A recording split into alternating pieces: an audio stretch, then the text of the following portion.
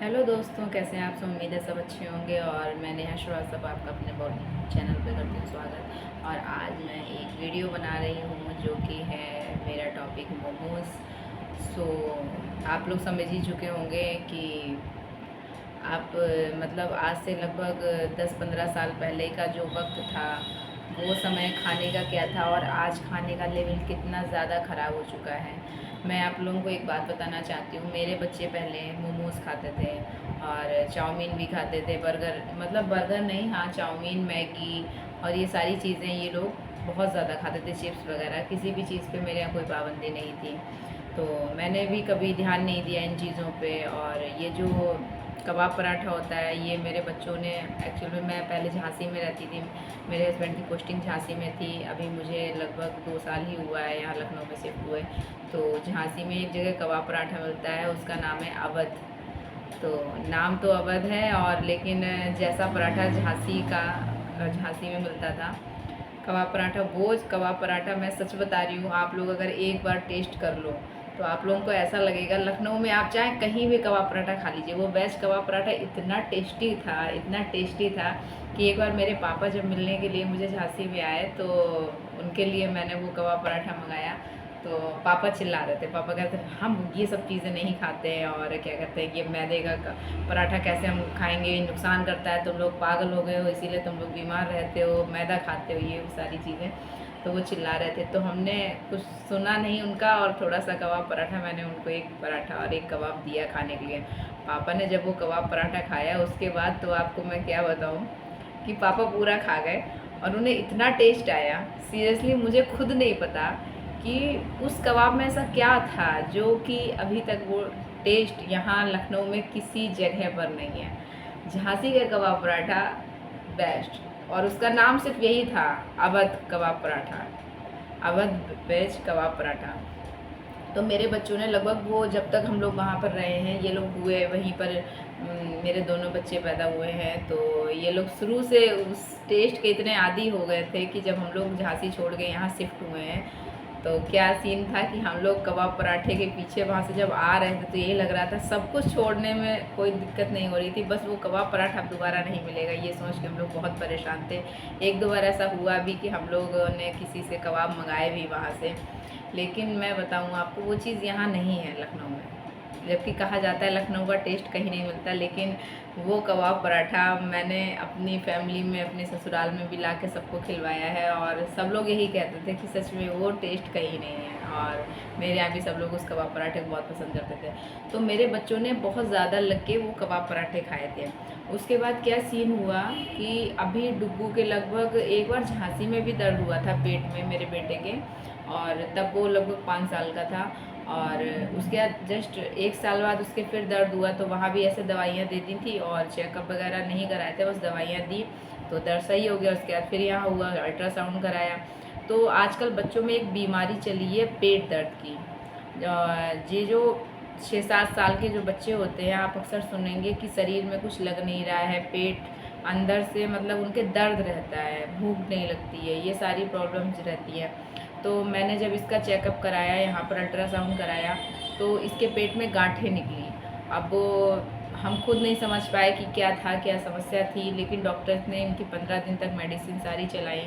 उसके बाद में उनको बस ये था कि दवाइयाँ आप दे रहे हो, लेकिन उसके बाद अपने मतलब परहेज़ भी करिए। आप लोग खुद ही समझ सकते हैं दवाइयों के साथ परहेज़ कितना इम्पोर्टेंट होता है।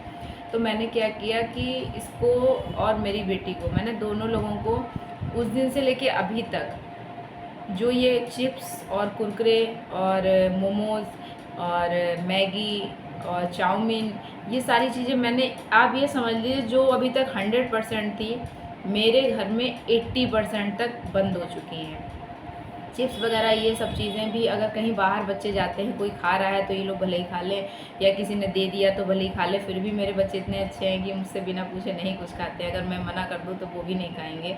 तो सारी चीज़ें मैंने मना करी, और उस दिन से मेरे बच्चे काफ़ी सही हो गए। और मोमोज़ के लिए मैं आपको ये बताना चाहती हूँ कि अभी मैंने कुछ दिन पहले एक न्यूज़ में भी देखा है कि जो मोमोज़ हैं वो इतना अलीगल तरीके से जो फैक्ट्रियों में बनाए जा रहे हैं। और आप देखते हैं छोटी छोटी पतली पतली कॉलोनियाँ होती है, इसके अंदर मोमोज़ पूरी फैमिली मिलके मोमोज़ बनाती है। लगभग इतना ज़्यादा उसका स्टॉक कर लिया जाता है कि जो बड़े बड़े फ्रीज़ होते हैं उनमें वो मोमोज़ भरे होते हैं। और जो ये छोटे छोटे दुकानदार होते हैं, इन लोगों के पास इतना टाइम नहीं होता कि मोमोज़ बनाएं, तो ये लोग क्या करते हैं, वहाँ से ख़रीदते हैं और मार्केट में जाके उसको बेचते हैं। तो वो मैंने जब ब्लॉग देखा, वो वीडियो देखा, तो उस दिन से मुझे यही लग रहा है कि आजकल आप मार्केट में जब जाएंगे तो आपको बस यही दिखाई पड़ेगा, चारों तरफ कौन सी जगह पे ज़्यादा भीड़ होती है, जो मोमोज़ है, फास्ट फूड में चाउमीन, इन्हीं सब चीज़ों पे आदमी कहते टूटा पड़ा हुआ है। मैं घूमने गई शिमला, आप ये समझ लीजिए कहीं पर मैगी से हटके कुछ था ही नहीं। जितना पहाड़ी इलाका पड़ता है वहाँ सिर्फ मैगी मैगी मैगी मैगी है, और क्या कहते हैं, मोमोज़ हैं, है ही नहीं कुछ बाहर।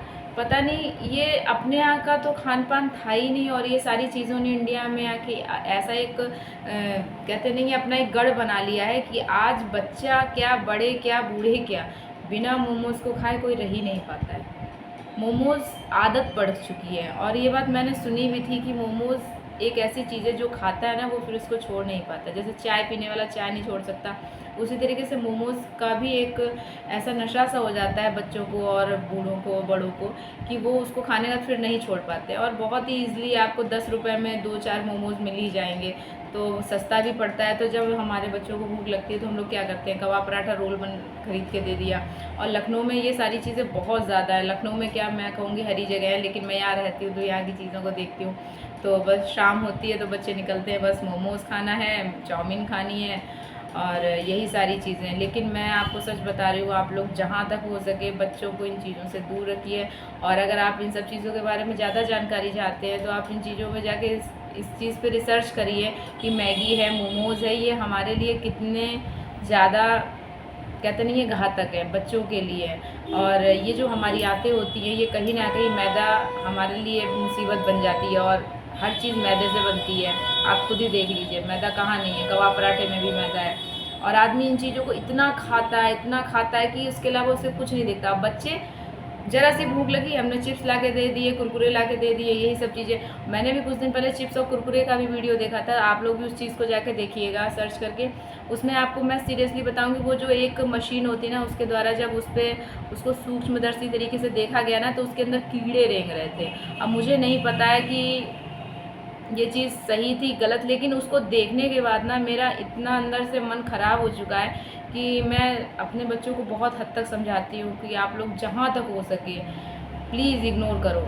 और हाँ, ये फ्रूटी, जो ये 10 रुपये वाली फ्रूटी आती है, और जितने भी ये कोल्ड ड्रिंक्स वगैरह आती हैं, आपने देखा होगा आज के समय पे ये जो थम्स अप है, कोको कोला है, ये सारी कोल्ड ड्रिंक्स ज़्यादातर लोग पीना पसंद करते हैं। दिल्ली वगैरह में तो इसकी बहुत ही ज़्यादा डिमांड है। और लेकिन मैं यही कहूँगी, हो सकता है मेरी राय ये है, आप लोग की राय वो ना हो।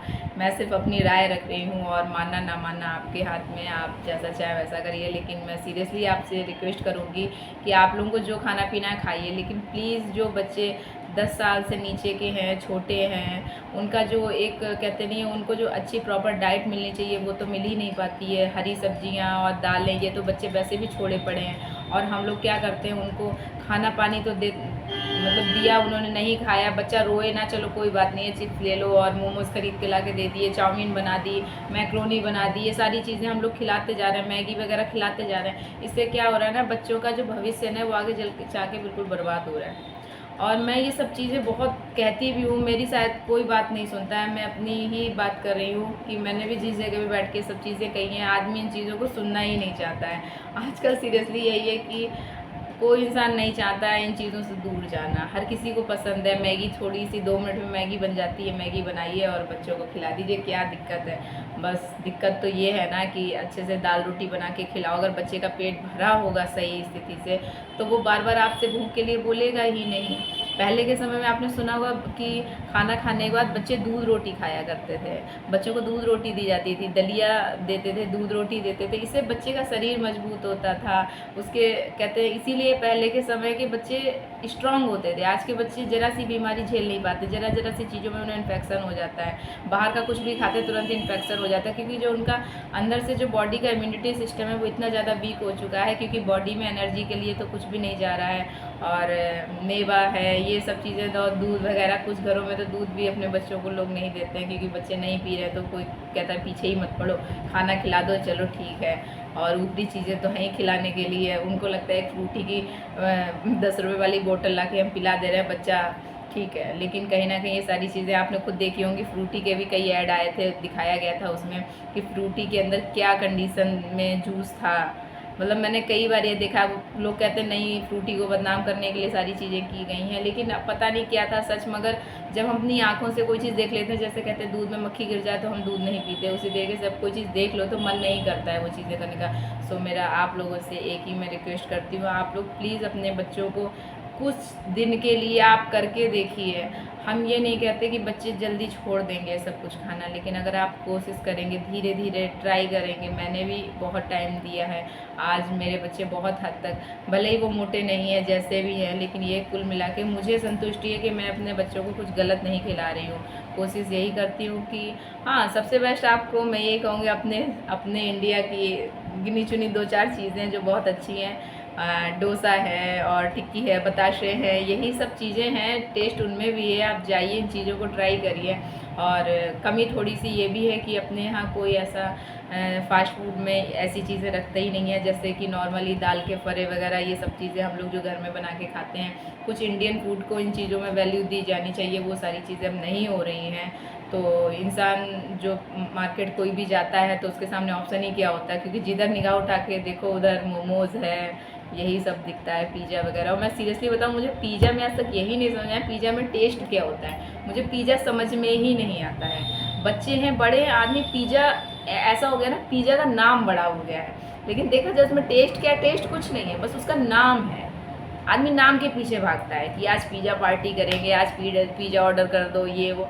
बस कुल मिला के सब मार्केट इंडिया का जो है वो चाइनीज़ फूड से भर चुका है। यहाँ पर इंडियन फूड के लिए अब जगह उतनी नहीं बची है तो सिर्फ चाइनीज़ फूड के लिए वही सब चल रहा है। तो मैं आप लोगों से यही कहूँगी, कोशिश करिए अपने बच्चों को इन चीज़ों से दूर रखिए।